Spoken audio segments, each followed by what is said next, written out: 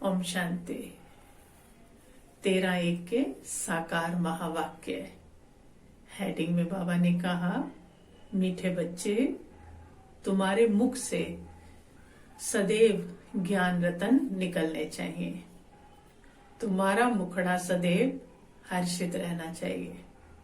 प्रश्न दिया बाबा ने, जिन बच्चों ने ब्राह्मण जीवन में ज्ञान की धारणा की है उनकी निशानी क्या होगी? जिन्होंने ज्ञान की धारणा की है उनकी निशानी बाबा पूछ रहे हैं। बाबा कहते उनकी चलन देवताओं मिसल होगी, उनमें दैवी गुणों की धारणा होगी, उन्हें ज्ञान का विचार सागर मंथन करने का अभ्यास होगा, वो कभी आसुरी बातों का अर्थात किचड़े का मंथन नहीं करेंगे। उनके जीवन से गाली देना और गलानी करना बंद हो जाएगा। उनका मुखड़ा सदा हर्षित रहता है। ये बाबा ने निशानियां बताई ज्ञान की धारणा करने वालों की। ओम शांति। बाप बैठ समझाते हैं ज्ञान और भक्ति के ऊपर, इन दोनों के ऊपर बाबा समझाते हैं। ये तो बच्चे समझ गए हैं कि भक्ति से सदगति नहीं होती और सत्युग में भक्ति होती नहीं। ज्ञान भी सत्युग में मिलता नहीं। कृष्ण न भक्ति करते हैं न ज्ञान की मुरली बजाते हैं, दोनों चीजें ही नहीं है, न ज्ञान है न भक्ति है। तो बाबा कहते मुरली माना ही ज्ञान देना। गायन भी है ना मुरली में जादू, तो जरूर कोई जादू होगा ना। सिर्फ मुरली बजाना वो तो कॉमन फकीर लोग भी करते हैं, वो तो बजाते रहते हैं। इस मुरली में ज्ञान का जादू है जो हम सुन रहे हैं, जो बाबा हमें रोज सुनाते हैं। बाबा कहते अज्ञान को जादू तो नहीं कहेंगे ना, मुरली को जादू कहते हैं। मनुष्य से देवता बनते हैं ज्ञान से। जब सत्युग है तो इस ज्ञान का वर्षा है, वहां भक्ति होती नहीं। भक्ति होती है द्वापर से, जबकि देवता से मनुष्य बन जाते हैं। मनुष्यों को विकारी और देवताओं को निर्विकारी कहा जाता है। देवताओं की सृष्टि को पवित्र दुनिया कहा जाता है। अभी तुम देवता बन रहे हो। ज्ञान किसको कहा जाता है? एक तो स्वयं की व बाप की पहचान और फिर सृष्टि के आदि मध्य अंत की नॉलेज को ज्ञान कहा जाता है। तो ज्ञान की परिभाषा भी तो बताओ ना। लोग तो हर चीज को क्या कह देते हैं, हर शास्त्र को, कोई भी प्रवचन सुनते कहते ज्ञान सुन रहे हैं। और बाबा ने क्या डेफिनेशन बताई है? ज्ञान से होती है सदगति, फिर भक्ति शुरू होती है तो उतरती कला कहा जाता है, क्योंकि भक्ति को रात और ज्ञान को दिन कहा जाता है। ये तो कोई की बुद्धि में भी बैठ सकता है, परंतु दैवी गुण धारण नहीं करते हैं। दैवी गुण हो तो समझा जाए ज्ञान की धारणा है, समझ तो लेते हैं, लेकिन दैवी गुण धारण नहीं किए तो माना ज्ञान की धारणा नहीं है, सुना है सिर्फ। ज्ञान की धारणा वालों की चलन देवता मिसल होती है, कम धारणा वाले की चलन मिक्स रहती है। तो दोनों तरह के है ना ब्राह्मण। धारणा नहीं तो गोया वो बच्चे ही नहीं। बाबा कहते वो बच्चे ही नहीं। मनुष्य बाप की कितनी गलानी करते हैं। ब्राह्मण कुल में आते हैं तो गाली देना, गलानी करना बंद हो जाता है। तुमको ज्ञान मिलता है, उस पर अपना विचार सागर मंथन करने से अमृत मिलेगा। विचार सागर मंथन ही नहीं करते तो बाकी क्या मंथन होगा? क्योंकि मंथन तो जरूर होगा, या तो ये होगा या बाबा दूसरा बता रहे हैं आसुरी विचार। फिर इन विचारों का मंथन होगा, उनसे किचड़ा ही तो निकलेगा ना। किचड़े को मंथन करके क्या निकलेगा? किचड़ा ही तो निकलेगा। अभी तुम ईश्वरीय स्टूडेंट हो, जानते हो मनुष्य से देवता बनने की पढ़ाई पढ़ रहे हैं। देवताएं ये पढ़ाई नहीं पढ़ाएंगे। देवताओं को कभी ज्ञान का सागर नहीं कहा जाता। ज्ञान का सागर तो एक को ही कहा जाता है। दैवी गुण भी ज्ञान से धारण होते हैं। ये ज्ञान जो तुम बच्चों को भी मिलता है, ये सत्युग में नहीं होता। इन देवताओं में दैवी गुण है। तो महिमा भी करते हो ना, सर्वगुण संपन्न 16 कला संपूर्ण। तो अभी तुमको ऐसा बनना है। अपने से पूछना चाहिए कि हमारे में सब दैवी गुण हैं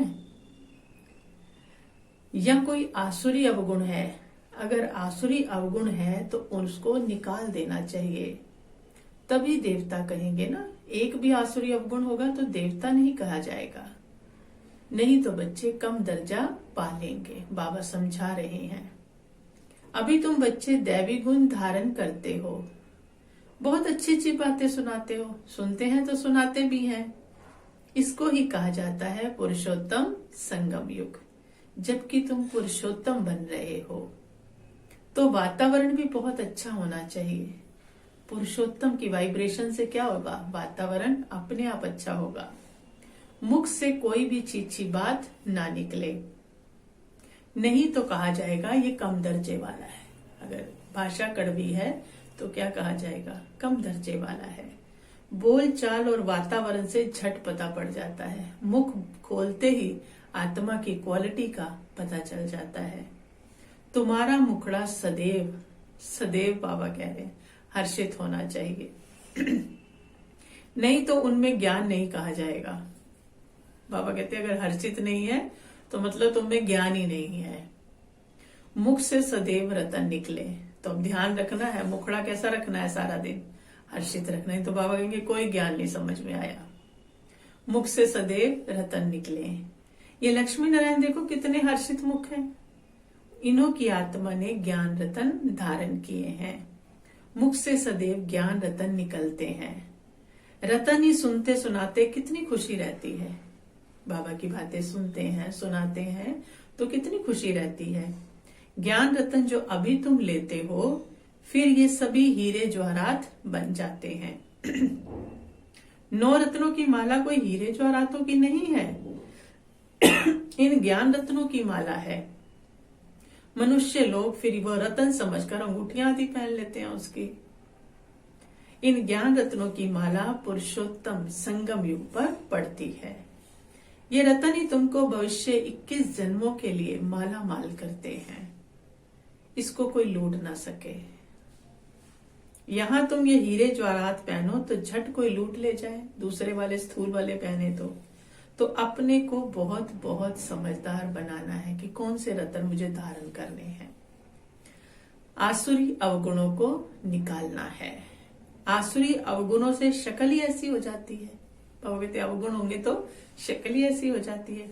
क्रोध में लाल लाल तांबे जैसी शक्ल हो जाती। कल भी बाबा ने कहा तांबे जैसी शक्ल हो जाती, आज भी कह रहे हैं। काम विकार वाले तो काले ही बन जाते हैं। तो बच्चों को हर बात में विचार सागर मंथन करना चाहिए। ये पढ़ाई है ही बहुत धन पाने की। वो पढ़ाई को रतन थोड़ी है। हाँ, नॉलेज पढ़कर बड़ा पोजीशन पा लेते हैं तो पढ़ाई काम आई ना कि पैसा। पढ़ाई ही धन है, वो है हद का धन और ये है बेहद का धन। उस पढ़ाई से भी पद मिलता है, लेकिन ये बेहद की है तो बेहद का धन मिलेगा। है दोनों पढ़ाई। अभी तुम समझते हो बाप हमको पढ़ाकर विश्व का मालिक बना देते हैं। ये वह अल्पकाल क्षण भंगुर की पढ़ाई है, एक जन्म के लिए। दूसरे जन्म में नए सिरे पढ़ना पड़े। वहां धन के लिए पढ़ाई की दरकार ही नहीं। सत्युग में धन के लिए नहीं पढ़ना कि धन कमाना इसलिए पढ़े। वहां तो अभी के पुरुषार्थ से आखिरकार धन मिल जाता है, अथाह धन मिल जाएगा। जिसने अभी पढ़ाई कर ली और धारण कर ली, उसके ब्याह पे बाबा कहते सत्युग में अथाह धन मिल जाएगा। धन अविनाशी बन जाता है, कभी खत्म नहीं होगा। वो पूरे 21 जन्म चलेगा, उसके बाद भी कितना चलेगा। अभी तक देखो ब्राह्मण कैसे खा रहे हैं, तो अभी तक इतना है तो सोचो सत्युग में क्या होगा। कोई ब्राह्मण को है कभी किसी चीज के लिए तरस रहा हो तो सोचो अभी लास्ट जन्म तक भी ब्राह्मण भरपूर हैं, तो सत्युग में कैसे होंगे। तो बाबा कहते हैं देवताओं के पास धन बहुत था, फिर जब भक्ति मार्ग अर्थात रावण राज्य में आए तो कितना था, कितने मंदिर बनाए हैं। फिर आकर मुसलमानों आदि ने धन लूटा। कितने धनवान थे। आज की पढ़ाई से इतना धनवान कोई बन नहीं सकेंगे कि महल ही बना ले हीरे जवाहरातों के। उस पढ़ाई से नहीं बन सकते। अभी तुम अभी जानते हो हम इतनी ऊंची पढ़ाई पढ़ते हैं जिससे ये देवी देवता बनते हैं। तो पढ़ाई से देखो मनुष्य क्या बन जाते हैं, गरीब से साहूकार। अभी भारत भी कितना गरीब है। साहूकारों को तो फुर्सत ही नहीं है, उनको तो अपना अहंकार रहता है, मैं फलाना हूं। इसमें अहंकार आदि तो मिट जाना चाहिए। हम आत्मा है, आत्मा के पास तो धन दौलत हीरे जवाहरात आदि कुछ भी नहीं है। ये सुख सुविधाएं तो इकट्ठी की हैं, आत्मा को तो गुणों को लेके जाना है ना। बाप भी कहते हैं देह सहित सब संबंध अब छोड़ो। आत्मा शरीर छोड़ती है तो साहूकारी आदि सब खत्म हो जाती है। फिर जब नए सिरे पढ़कर फिर धन कमावे या दान पुण्य अच्छा किया हो तो फिर साहूकार के घर जन्म ले लेंगे। कहते हैं ना पास्ट के कर्मों का फल है। नॉलेज का दान दिया होगा व कॉलेज धर्मशाला आदि बनाई है तो उसका फल भी मिलता है, परंतु अल्पकाल के लिए। उसमें पढ़ेगा बहुत अच्छा, बहुत अच्छी पोस्ट पे रहेगा, लेकिन वो एक जन्म के लिए, अल्पकाल के लिए। ये दान पुण्य भी यहाँ किया जाता है कलयुग में, द्वापर में, कलयुग में। सत्युग में नहीं किया जाता। कोई ऐसा है ही नहीं जैसे दान किया जाए। सत्युग में अच्छे ही कर्म होते हैं क्योंकि अभी का वर्षा मिला हुआ है। वहां कोई कभी विक्रम होता नहीं, कोई कभी विक्रम है ही नहीं, अक्रम है ना वहां, क्योंकि रावण ही नहीं है। रावण विक्रम कराता है ना, तो रावण ही नहीं है वहां। गरीबों का भी विक्रम नहीं बनेगा। यहाँ तो साहूकारों के भी विक्रम बनते हैं। यहाँ तो दोनों ही विक्रमी हो गए, वहां तो दोनों ही ऐसे होंगे। तब तो ये बीमारियां आदि दुख होते हैं, वहां विकार में जाते ही नहीं। तो विक्रम कैसे बनेंगे? तो साहूकार हो चाहे गरीब हो, विक्रम किससे बनते हैं? देह भान में आते हैं तो विक्रम बनते हैं, विकारों में जाते हैं तो विक्रम बनते हैं। तो यहाँ गरीब भी जाते और अमीर भी, वहां ना गरीब ना अमीर, तो दोनों सुखी रहेंगे। सारा मदार है कर्मों पर। ये माया रावण का राज्य है तो मनुष्य विकारी बन जाते हैं। बाप आकर पढ़ाते हैं निर्विकारी बनाने के लिए। बाप निर्विकारी बनाते हैं, माया विकारी बना देती है। राम वंशी और रावण वंशी की युद्ध चलती है। तुम बाप के बच्चे हो, वो रावण के बच्चे, तो दोनों की युद्ध तो होगी ना। कितने अच्छे अच्छे बच्चे माया से हार खा लेते हैं। माया बड़ी प्रबल है, फिर भी उम्मीद रखते हैं। अधम से अधम का भी उद्धार करना है, पतित से पतित का भी बाबा को उद्धार करना। उम्मीद है बाबा ये सही हो जाएगा। बाप को तो सारे विश्व का उद्धार करना होता है। बहुत गिरते हैं, एकदम चट खाते में अधम से अधम बन जाते हैं।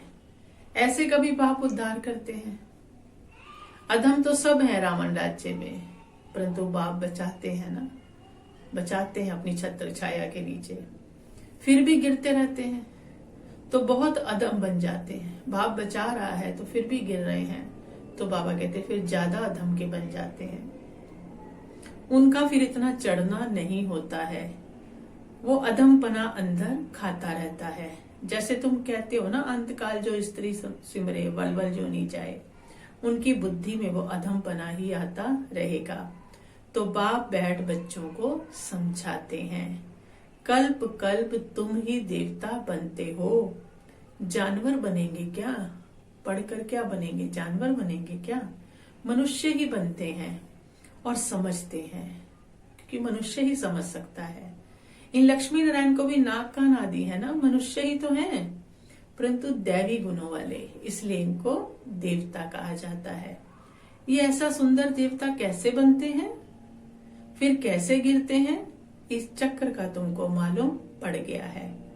तो जो विचार सागर मंथन करते होंगे उनको धारणा भी अच्छी होगी। विचार सागर मंथन ही नहीं करते तो बाबा कहते बुद्धू बन पड़ते हैं। मुरली चलाने वाले का विचार सागर मंथन चलता रहेगा। बाप है ना, तो कुछ भी कह सकता है, कहते बुद्धू बन जाते हैं। इस टॉपिक पर ये समझाना है, जो मुरली सुनाएगा उसका चिंतन चलेगा। ऑटोमेटिकली विचार सागर मंथन चलता है, क्योंकि जब किसी को बताना होता है तो अपना मंथन चलता है। फलाने आने वाले हैं, उन्हों को भी उल्लास से समझाएंगे, हो सकता है कुछ समझ जाए। क्या होता है बच्चों को सबको समझाएं, कोई तो समझेगा, शायद ये समझ जाए। भाग्य पर है ना, कोई झट निश्चय करेंगे, कोई नहीं करेंगे। उम्मीद रखी जाती है। अभी नहीं तो आगे चलकर समझेंगे तो जरूर। हम बीज तो डालें, कभी भी बीज फलीभूत हो सकता है। उम्मीद रखनी चाहिए ना। उम्मीद रखना माना सर्विस का शौक है। नहीं तो कई ऐसे ही छोड़ देते हैं, ये तो सुनते तो है नहीं, हम नहीं सुनाएंगे अब। लेकिन बाबा कहते हैं उम्मीद है तो माना सर्विस का शौक है। थकना नहीं है। भले कोई पढ़कर फिर अधम बना है, आता है तो जरूर उसको विजिटिंग रूम में बिठाएंगे, या कहोगे चले जाओ। किसी को भी नहीं कह सकते ना। जरूर पूछेंगे इतने दिन क्यों नहीं आए। कहेंगे माया से हार खा ली। ऐसे ढेर आते हैं बाबा के पास। समझते हैं ज्ञान बहुत अच्छा है, परंतु माया ने हरा दिया। स्मृति तो रहती है ना। भक्ति में तो हारने और जीतने की बात ही नहीं है, कुछ भी करते रहो। वहां थोड़ी ऐसा होता है। ये नॉलेज धारण करने की है, सिर्फ सुनने की नहीं है। वहां सिर्फ सुनना होता है, ताली बजाई सुना और आ गए। यहाँ खाली सुनना नहीं है, यहाँ धारण करना है। अभी तुम बाप द्वारा सच्ची गीता सुनते हो, जिससे देवता बन जाते हैं। बिगर ब्राह्मण बने देवता बन नहीं सकते। क्रिश्चियन, पारसी, मुसलमानों में ब्राह्मण होते ही नहीं। ये सब बातें अभी तुम समझते हो। तो ब्राह्मण बनेंगे तो बाबा कहते देवता बन सकते, और उनमें किसी में ब्राह्मण होते ही नहीं तो देवता कैसे बनेंगे। कितना राज है ना इसमें, क्योंकि ब्राह्मण सो देवता है। बाबा कहते ये सब बातें अभी तुम समझते हो। तुम जानते हो अल्फ को याद करना है। अल्फ को याद करने से ही बादशाही मिलती है। जब भी तुमको कोई मिले बोलो अल्फ अल्लाह को याद करो। अल्फ को ही ऊंच कहा जाता है। उंगली से अल्फ का इशारा करते हैं ना, ऊपर का इशारा करते हैं। अल्फ को एक भी कहा जाता है। एक ही भगवान है, बाकी तो सब बच्चे हैं। पूरी दुनिया की आत्माएं पहले से लेकर आखिरी तक सब बच्चे हैं। भगवान एक ही है। बाप तो सदैव अल्फ ही रहते हैं, वो तो सदैव भगवान ही रहते हैं, वो तो सदैव पिता ही रहते हैं। बादशाही कभी करते नहीं। ज्ञान भी देते हैं, अपना बच्चा भी बनाते हैं। तो बच्चों को कितनी खुशी में रहना चाहिए। बाबा हमारी कितनी सेवा करते हैं, हमको विश्व का मालिक बनाते हैं, फिर खुद इस पवित्र दुनिया में आते भी नहीं। पावन दुनिया में उनको कोई बुलाते ही नहीं। पतित ही बुलाते हैं, पावन बनकर नहीं बुलाएंगे पवित्रता के सागर को। क्या करेंगे बुलाकर? पावन हो चुके तो कब बुलाएंगे? जब पतित होंगे तो बुलाएंगे ना, पावन होने के लिए। बाबा कहते हैं उनका नाम ही है पतित पावन, तो पुरानी दुनिया को नया बनाने की उनकी ड्यूटी है। निरहंकारी है। ये नहीं कहता कि मैं तुम्हारे ऊपर एहसान करता हूँ, कहता मेरी ड्यूटी है। बाप का नाम है शिव, और सालिग्राम बच्चों को कहा जाता है। उनकी पूजा होती है। शिव कह सब याद करते हैं। दूसरा ब्रह्मा को भी बाबा कहते हैं। प्रजापिता ब्रह्मा कहते तो बहुत हैं, परंतु उनको यथार्थ रीति जानते नहीं है। ब्रह्मा को भी नहीं जानते। ब्रह्मा किसका बच्चा है? तुम कहेंगे परमपिता परमात्मा शिव ने उनको एडॉप्ट किया है। ये तो शरीरधारी है ना। ईश्वर की औलाद सब आत्माएं हैं। सब आत्माओं को अपना अपना शरीर है, अपना अपना पाठ मिला है, जो बजाना ही है। ये परंपरा से चला आता है। अनादि अर्थात उनका आदि मध्य अंत नहीं है। मनुष्य सुनते हैं एंड होती है तो फिर मूंझते हैं कि फिर बनेंगे कैसे। बाप समझाते हैं कि अनादि है। कब बने हैं ये पूछने को नहीं रहता, प्रलय होती ही नहीं है। ये भी गपोड़ा लगा दिया है। थोड़े मनुष्य हो जाते हैं इसलिए कहा जाता है प्रलय हो गई। बाबा में जो ज्ञान है वो अभी ही इमर्ज होता है। उनके लिए ही कहते हैं सारा सागर स्याही बनाओ और सारा जंगल कलम बनाओ, तो भी वो ज्ञान पूरा नहीं होगा। अच्छा, धारणा के लिए बाबा ने बताया अपने हर्षित मुखड़े से बाप का नाम बाला करना है। इस मुख से ही बाप का नाम बाला कर सकते हैं। जो सेवा नहीं कर सकते, कहते हमसे सेवा नहीं होती, सिर्फ मुस्कुराता हुआ चेहरा रखें तो इसी से बाप का नाम प्रत्यक्ष हो जाएगा, बाला हो जाएगा।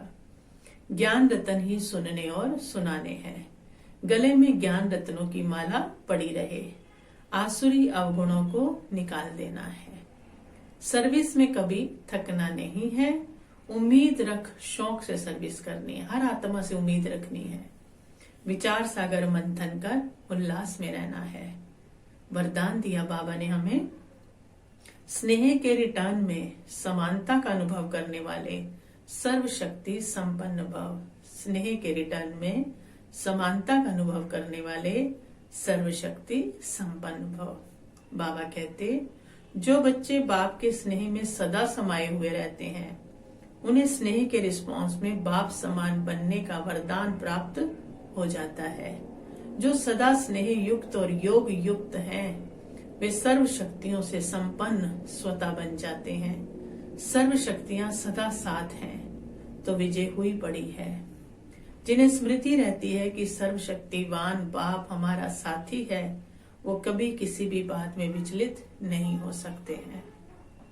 स्लोगन दिया बाबा ने, पुरुषार्थी जीवन में जो सदा संतुष्ट और खुश रहने वाले हैं, वही खुश नसीब हैं। हम पुरुषार्थ कर रहे हैं तो अपने पुरुषार्थ से भी सेटिस्फाइड कि जितना आत्मा की ताकत है मेरी, मैं कर रही हूँ। तो बाबा कहते हैं पुरुषार्थी जीवन में भी कितने विघ्न परिस्थितियां आ रही, लेकिन सदा संतुष्ट और खुश रहने वाले हैं। तो वो बच्चे क्या हैं? वही खुश नसीब हैं। अच्छा, ओम शांति।